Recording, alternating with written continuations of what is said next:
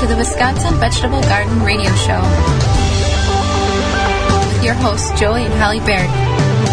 Holly, let's go to the IV Organics 3-in-1 Plant Garden Hotline and bring in our guest of the week. Doug Tallamy is a professor in the Department of Entomology and Wildlife Ecology at the University of Delaware, where he's authored 95 research publications and has taught insect taxonomy, behavioral ecology, humans and nature, insect ecology, and other courses for over 39 years. Welcome to the program, Doug. Oh, thank you very much. Well, thank you, Doug, for taking time out of, obviously, your very busy schedule there and enlightening Holly and myself and all of our listeners with a little bit of your garden wisdom. Now, why are insects so important to our lives as humans? And there's been a slow decline, or maybe not a slow decline, but there has been a decline of insects in the world in general over the past, I think, 30 years. What can we do to help this decline of insects? Well, insects are critical to humans in a number of different ways. If we lost our insects, we would lose 90% of our flowering plants. If that happened, the food webs that support the mammals and the birds and the amphibians and the reptiles would collapse, and we would lose all those creatures. It is insects that transfer energy from plants to other organisms. So, for example, most birds don't eat plants, they eat the insects that ate the plants. And insects are decomposers. They turn over nutrients really quickly, so we would lose those as well. And, of course, humans would not survive any of those changes. So insects are not optional. We absolutely have to have them. Okay. So I know we talk a lot about native plants, and a lot of our garden friends do. Maybe the home gardener doesn't know why native plants are vital to our ecosystem, but why are native plants vital to our ecosystems? Well, it is that connection with insects. Our insects are adapted to eat native plants, but they are not adapted to eat non-native plants. Now, that's a generality, but it's a pretty good one. So if we take plants from Asia and we put them in our yards, they're supporting very few insects, and it's one of the major reasons we have insect declines in so many places. So we need to get those native plants into our yards. Of course, the monarch butterfly is a perfect example. If you don't have milkweeds, then you don't have monarch butterflies. So that's true for 90% of the insects that eat plants. They need plants they co-evolved with. Well, how do we determine what native plants that we should grow in our yard, in our garden, on our property? Is there guidelines in which we should follow? Yes, there are. We have created a tool that is on the National Wildlife Federation website called Native Plant Finder.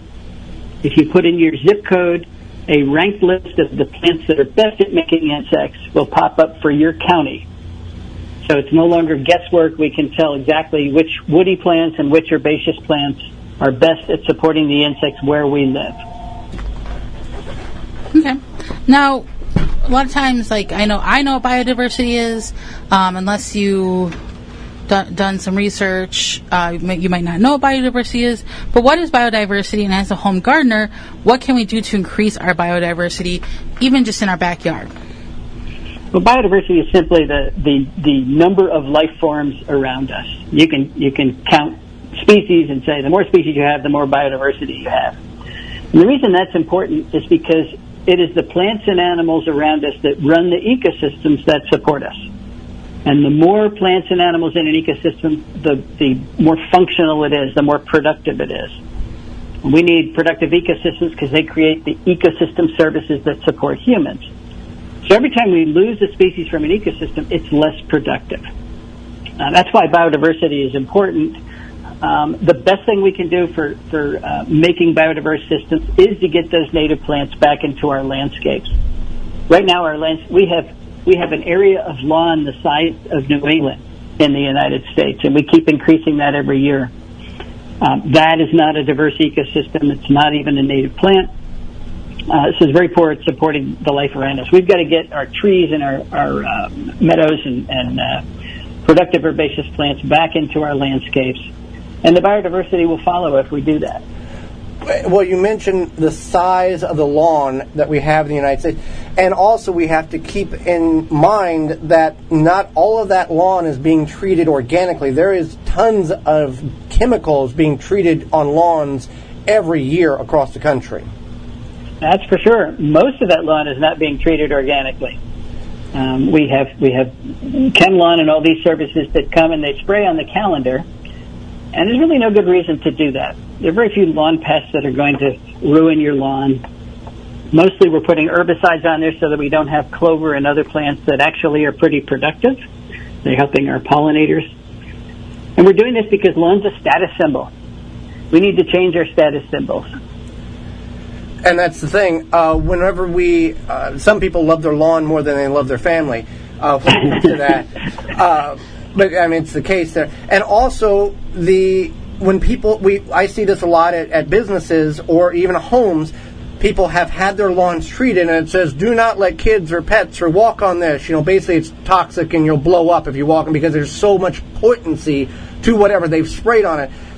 To the common person that should put up a red flag going, something's not right here. Why am I spraying this toxicity on a place where it's very close to my home and the kids and wildlife? Why indeed? There is no good reason. And so we do also hear about commonly invasive plants are bad.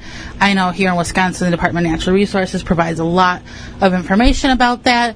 But are invasive plants always bad? Is there any good things about invasive plants? Do they help the biodiversity? Anything like that? Well, no.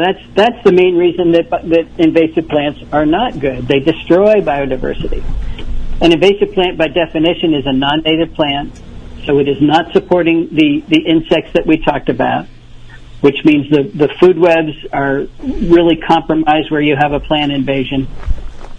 So it could be that, I read articles about, this one particular insect uses this invasive plant, so therefore it's okay. Well, you have to look at the good and weigh it against the bad. Make a smiley face column and a grumpy face column. If your grumpy face column is a lot longer than your smiley face column, then the invasive plant is not worth keeping.